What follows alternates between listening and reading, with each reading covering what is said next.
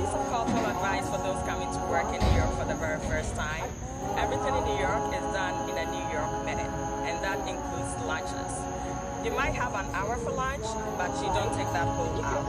You grab your food, bring it back to your desk, you eat while you work, and probably eat during the meeting, and when that is over, that's it.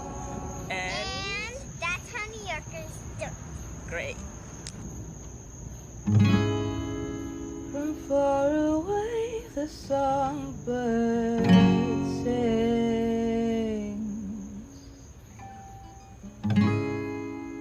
I tend to know about these things.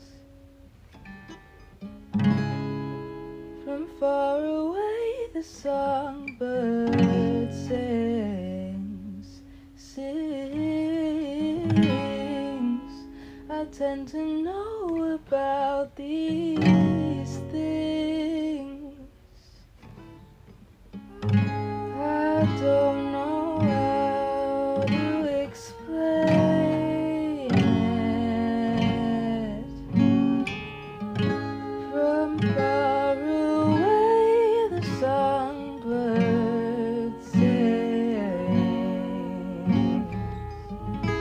I don't know how I could say it.